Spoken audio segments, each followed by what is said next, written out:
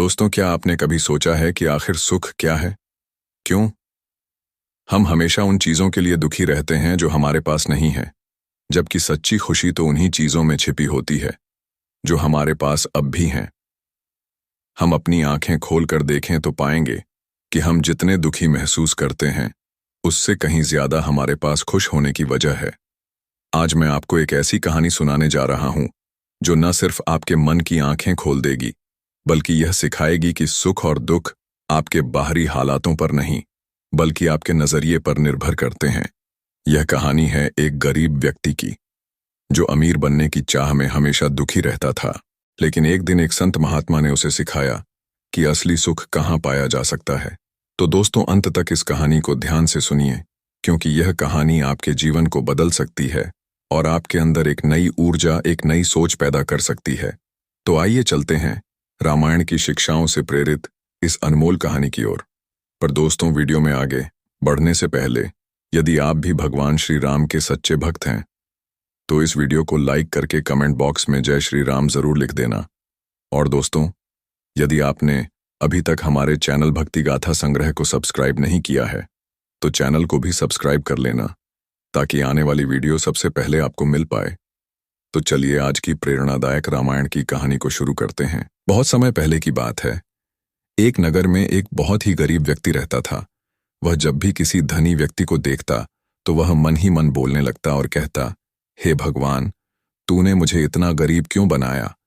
इन अमीर व्यक्तियों को देखो, यह लोग कैसे ढंग से खेल रहे हैं, जीवन का आनंद ले रहे हैं, और एक मैं हूं जो हर रोज एक एक पैसे के लिए तरस जाता हूं।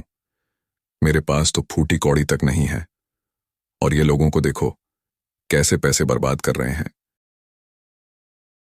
हे भगवान, मुझे भी अमीर बना दे।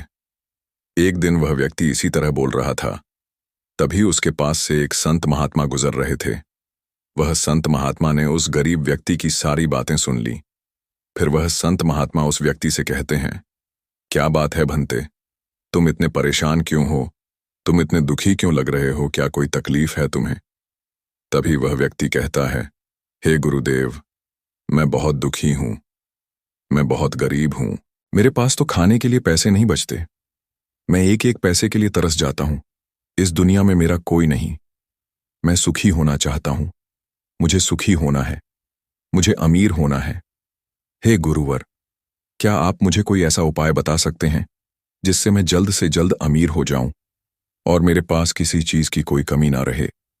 उस व्यक्ति की यह बात सुनकर संत महात्मा ने उस व्यक्ति की तरफ ध्यान से देखा और फिर उस व्यक्ति को कहते हैं, भंते तू मेरे साथ चल। इतना कहकर वह संत महात्मा उस गरीब व्यक्ति को एक अमीर व्यक्ति के घर ले गए। उस अमीर के घर को देखकर उस गरीब व्यक्ति की आंखें फटी की फटी रह गईं। उस गरीब व्यक्ति ने उन संत महात्मा से कहा, हे गुरुवर, इतना अमीर होने के लिए तो मैं कुछ भी कर सकता हूं। यदि मेरे पास इतने पैसे हो तब तो क्या यही बात है, इस घर में तो कितना आनंद आता होगा। तभी वह संत महात्मा मुस्कुराने लगे और उस गरीब व्यक्ति से कहते हैं, इसलिए तो मैं तुम्हें यहाँ पर लाया हूं। उस व्यक्ति को उस घर के मालिक के पास ले जाते हैं और उस अमीर व्यक्ति से कहते हैं, तुम्हारे पास तो इतनी धन दौलत है, इतना आलीशान घर और सारे ऐशो आराम है, क्या तुम सुखी हो? तभी वह व्यक्ति जरा सा मायूस होकर उन संत महात्मा से कहता है, हे गुरुवर, कैसा सुख केवल धन दौलत होने से सुख तो नहीं आ जाता। मैं तो जन्म से ही अंधा हूं, और एक अंधे के जीवन में सुख कैसे हो सकता है? सुखी तो वे लोग हैं जिनके पास आंखें हैं, जो लोग इस संसार को देख पा रहे हैं, इसकी खूबसूरती को आंख भर के निहार पा रहे हैं। हे गुरुवर, मैं तो बस इतना ही चाहता हूं कि केवल मुझे कुछ पलों के लिए ही सही, लेकिन इस संसार को देखने का अवसर प्राप्त हो। मैं कम से कम एक बार अपने माता पिता, अपने रिश्तेदारों को देख सकूं, और इसके लिए चाहे मुझसे मेरी कोई पूरी दौलत ही क्यों ना ले ले, मैं देने के लिए तैयार हूं। मैं इतना दुखी हूं जितना दुखी और कोई नहीं हो सकता। हे ईश्वर, आपने मुझे अंधा क्यों बनाया? तभी वह संत महात्मा ने उस गरीब व्यक्ति की ओर इशारा करते हुए कहा, तुम्हारे पास एक बहुत बड़ा अवसर है। यदि तुम चाहो तो केवल अपनी आंखें देकर तुम इस अन्य व्यक्ति की धन दौलत ले सकते हो, और उसके बाद तुम भी अमीर बन जाओगे, तुम भी सुखी हो जाओगे, तुम्हें तुम्हारा सुख मिल जाएगा। और इस अंधे व्यक्ति को उसका सुख प्राप्त हो जाएगा। तभी वह गरीब व्यक्ति कहता है, नहीं नहीं गुरुवर, आप यह क्या कह रहे हैं? बिना आंखों के मैं अमीर होकर क्या करूंगा? नहीं गुरुवर, मैं अपनी आंखें नहीं दूंगा। तभी वह संत महात्मा उस गरीब व्यक्ति से कहते हैं, एक बार फिर से सोच लो, इतना अच्छा अवसर तुम्हें दोबारा नहीं मिल पाएगा। तभी वह गरीब व्यक्ति कहता है, यदि आपके पास कोई और मार्ग है तो बताइए, अन्यथा अपने घर चलता हूं। तभी वह संत महात्मा उस व्यक्ति से कहते हैं, ठीक है, यदि तुम अपनी आंखें नहीं देना चाहते तो कोई बात नहीं, हम कोई और रास्ता निकाल लेते हैं। तभी वह संत महात्मा उस व्यक्ति का हाथ पकड़कर उसे एक और धनी व्यक्ति के घर ले जाता है। इस धनी व्यक्ति का घर पहले वाले धनी व्यक्ति से और भी ज्यादा विशाल था। यह देखकर वह गरीब व्यक्ति कहता है, अरे अरे, इतना आलीशान घर मैंने आज तक नहीं देखा था। तभी वह संत महात्मा उस गरीब व्यक्ति को उस धनी व्यक्ति के पास ले जाते हैं और उस धनी व्यक्ति से कहते हैं, आप तो बहुत सुखी होंगे, आपके पास इतना आलीशान घर है, इतनी धन दौलत है, सारे ऐसो आराम है, आपको तो किसी चीज की कोई कमी नहीं, आप अवश्य ही बहुत सुखी होंगे। तभी वह धनी व्यक्ति मायूस होकर उन संत महात्मा से कहता है, आप यह कैसी बातें कर रहे हैं?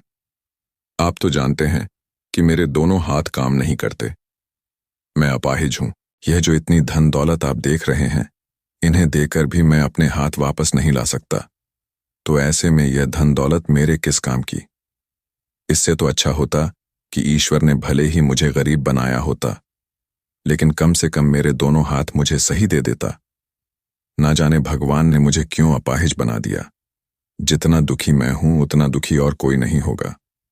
तभी एक बार फिर वह संत महात्मा ने उस गरीब व्यक्ति की ओर इशारा करते हुए कहा, भंते, तुम्हारे पास एक और मौका है।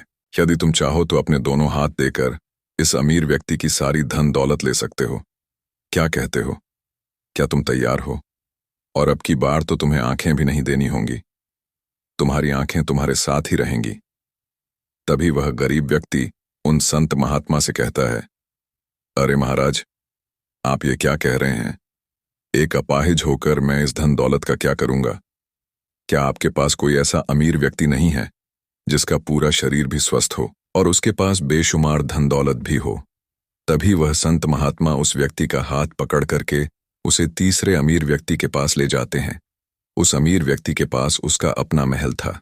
यह देखकर वह गरीब व्यक्ति उन संत महात्मा से कहता है, हे गुरुवर, यह तो अवश्य ही बहुत सुखी होगा। इसके पास तो इतना आलीशान महल है, इसके पास तो इतनी सारी धन दौलत है, यह अवश्य ही बहुत खुश रहते होंगे, इनका जीवन तो आनंद में होगा। तभी वह संत महात्मा उस गरीब व्यक्ति को उस धनी व्यक्ति के पास ले जाते हैं और फिर उस धनी व्यक्ति से कहते हैं, आप तो अवश्य ही खुश रहते होंगे, क्योंकि आपके पास इतना आलीशान महल है, इतनी सारी धन दौलत है, आपके पास तो सारी सुख सुविधाएं भी हैं, आपका जीवन तो आनंद में बीतता होगा। इसके जवाब में वह अमीर व्यक्ति कहता है, हे गुरुवर, कैसा आनंद? मुझ जैसा दुखी इस दुनिया में और कोई नहीं होगा। मैं आज बहुत दर्द में हूं। मेरी पत्नी ने मुझे धोखा दे दिया है। वह किसी और से प्रेम करती है जो मुझसे भी अमीर है। आज मुझे समझ आया कि यह धन दौलत कभी किसी को सुख दुख नहीं दे सकती, और जब मन में दुख हो तो यह धन दौलत किस काम की मुझसे सुखी? तो वह गरीब इंसान होगा जिसकी पत्नी कम से कम उसके साथ तो है, वह उसके साथ वफादार तो है। आज मैंने तय कर लिया है कि मैं अपनी पत्नी और उसके प्रेमी की हत्या कर दूंगा। यह सुनकर वह संत महात्मा उस अमीर व्यक्ति से कहते हैं, इससे पहले कि तुम ऐसा कदम उठाओ, कम से कम मुझे भोजन तो करवा जाओ और भोजन की व्यवस्था करो, और साथ में कुछ कांच के टुकड़े भी ले आना। वह धनी व्यक्ति सभी साधु संतों का बहुत आदर करता था, इसलिए वह उन संत महात्मा की बात मान जाता है। वह धनी व्यक्ति भोजन और साथ में कुछ कांच के टुकड़े लाकर दे देता है, लेकिन वह संत महात्मा भोजन और कांच के टुकड़े को एक ही में मिला देते हैं और उससे कहते हैं, लो, अब तुम इसे खा सकते हो। वह अमीर व्यक्ति अचंभित हो गया और उन संत महात्मा से कहता है, हे गुरुवर, आप यह क्या कह रहे हैं? इस खाने में तो कांच के टुकड़े आपने मिलाए हैं, इस भोजन को मैं कैसे खा सकता हूं? यदि यह भोजन मैं करूंगा तो इससे मुझे बहुत तकलीफ होगी। और हो सकता है कि मेरी मृत्यु भी हो जाए। तभी वह संत महात्मा मुस्कुराने लगे और उस अमीर व्यक्ति से कहते हैं, तुम्हें यह बात तो समझ में आ गई, लेकिन तुम्हें यह बात नहीं समझ में आती कि अगर इस भोजन को खाना है तो इस मन के कांच के टुकड़ों को तुम्हें निकालकर अलग करना ही होगा। तभी यह भोजन तुम्हारे खाने योग्य बनेगा और तब यह भोजन तुम्हें कोई तकलीफ नहीं देने वाला, बल्कि तुम्हें सुख ही प्रदान करेगा। इस पर वह अमीर व्यक्ति अचरज में उन संत महात्मा से कहता है, हे गुरुवर, आखिर आप क्या कहना चाहते हैं? तभी वह संत महात्मा उस अमीर व्यक्ति से कहते हैं, ऐसे लोग जो कांच के टुकड़े के समान हैं, यदि तुम उनके साथ चिपके रहोगे तो तुम्हें दर्द तो अवश्य ही होगा। जिस प्रकार यह कांच का टुकड़ा मिला हुआ भोजन तुम्हें दर्द प्रदान करेगा। इसीलिए इसका समाधान तो यही है कि तुम इन कांच के टुकड़ों को भोजन से अलग कर दो और जो है उस पर ध्यान दो, अर्थात कि तुम उन लोगों को भूल जाओ जो तुम्हारे जीवन में नहीं है और उन लोगों पर ध्यान दो जो इस समय तुम्हारे साथ है, जैसे कि तुम्हारी पुत्री। वह भी तो तुम्हारे प्यार की भूखी है। क्या तुम्हारा यह कर्तव्य नहीं है कि तुम उसका ख्याल रखो, उसकी परवरिश करो? आगे संत उस अमीर व्यक्ति से कहते हैं, सुख तो तुम्हारे पास ही है, बस इन कांच के टुकड़ों को, अर्थात अपनी पत्नी और उसके प्रेमी की हत्या करने का यह विचार अपने मन से निकाल दो, तो यह कांच के टुकड़ों से मिला हुआ भोजन के समान ही होगा और इसका परिणाम भी बहुत भयानक होगा। वह संत इतना कहकर शांत हो गए। तब सारी बात धनी व्यक्ति के समझ में आ गई। उन्होंने तुरंत उन संत महात्मा के चरण छुए और वह अमीर व्यक्ति कहने लगा, हे गुरुवर, आपने मुझे पाप करने से बचा लिया है, मैं आपका बहुत बहुत आभारी हूं। उसके बाद वह संत उस गरीब व्यक्ति को लेकर आगे की ओर निकल जाता है। तभी रास्ते में वह गरीब व्यक्ति उन संत महात्मा से कहता है, हे गुरुवर, क्या इस दुनिया में ऐसा कोई नहीं है जो सुखी हो? तब वह संत महात्मा उस गरीब व्यक्ति से कहते हैं, भंते, आखिर तुम सुखी क्यों नहीं हो? इस पर वह गरीब व्यक्ति कुछ देर के लिए सोच विचार करता है, लेकिन उसके पास कोई जवाब नहीं होता। तभी वह संत महात्मा उस गरीब व्यक्ति से कहते हैं, क्योंकि तुम्हें वह चाहिए जो तुम्हारे पास नहीं है। तुम्हारे पास धन नहीं है और तुम्हें धन चाहिए, अमीर होना चाहते हो। तुम्हें लगता है कि वह तुम्हें सुख देगा, लेकिन तुम इस वास्तविकता को भी भूल रहे हो कि बाद में तुम्हें दुख भी वही देगा। जैसे कि जब हम पहले एक अमीर व्यक्ति के पास पहुंचे थे तो उसके पास आंखें नहीं थीं। उसके पास जो नहीं था उसके लिए वह तरस रहा था, जबकि उसके पास तो बेशुमार धन दौलत थी और उसका पूरा शरीर भी पूरी तरह से स्वस्थ था, लेकिन उसका ध्यान उस पर नहीं था। वह उसे छोड़कर उन चीजों के पीछे भाग रहा था जो उसके पास नहीं थी। इसी तरह से दूसरे अमीर व्यक्ति के पास आंखें थीं, धन दौलत भी थी, लेकिन हाथ नहीं थे। इसी प्रकार जो चीज उसके के पास थी वह उसका आनंद नहीं ले रहा था, बल्कि वह तो इस दुख में था कि उसके पास उसके हाथ नहीं है। और ठीक इसी प्रकार से तीसरा अमीर व्यक्ति भी दुखी था, क्योंकि उसके पास तो धन दौलत भी थी, ऐशो आराम भी था और उसके पास तो उसका पूरा शरीर भी था। वह पूरी तरह से स्वस्थ और तंदुरुस्त भी था, लेकिन फिर भी वह दर्द में था, क्योंकि उसे उसकी पत्नी ने धोखा दे दिया था, जो उसकी कभी हो ही नहीं सकती थी। जो स्त्री केवल धन के लिए किसी और के साथ भाग जाए, क्या वह उसका साथ कभी दे सकती थी? नहीं। लेकिन उस अमीर व्यक्ति के पास जो था, अर्थात उसकी पुत्री, वह उसके बारे में सोच ही नहीं रहा था। आगे वह संत उस गरीब व्यक्ति से कहते हैं, अमीर गरीब होने से दुख और सुख का कोई मतलब नहीं होता। अमीर हो या गरीब, हमारे दुखी होने का एकमात्र कारण यही होता है कि हम हमेशा उन चीजों के पीछे भागते रहते हैं जो हमारे पास है ही नहीं, और जो वर्तमान में हमारे पास है हम उस पर ध्यान ही नहीं देते और ना ही उसका आनंद ले पाते हैं। हम तो केवल भविष्य में घूमते रहते हैं, भूतकाल में अटके रह जाते हैं, और यह सारी गलतियां हम वर्तमान की जमीन पर करते हैं। और यही कारण है कि तुम कभी आनंदित हो ही नहीं पाते, तुम कभी खुश नहीं रह पाते, क्योंकि ज आनंद का समय है, अर्थात वर्तमान का समय, वह तो यूं ही नष्ट हो जाता है।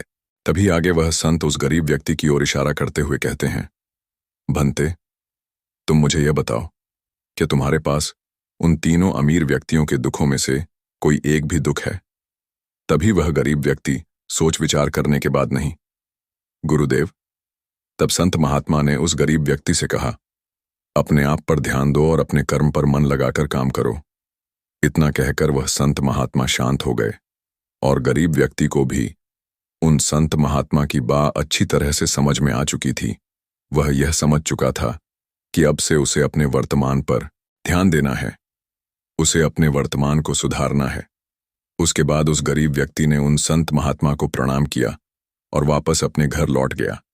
अब से वह गरीब व्यक्ति यह सोचकर हमेशा खुश रहने लगा कि कम से कम वह उन 3 अमीर व्यक्तियों से अधिक खुश है।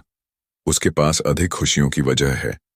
हाँ, यह बात और है कि उसके पास धन नहीं है, लेकिन उसके पास ऐसी चीजें हैं जो धन से कहीं ज्यादा कीमती हैं, और वह है उसका पूरा शरीर, जो पूरी तरह से स्वस्थ है। दोस्तों, मैं उम्मीद करता हूं कि यह कहानी सुनने से आपके जीवन में अच्छे बदलाव आए होंगे। दोस्तों, इस कहानी से आपने क्या समझा?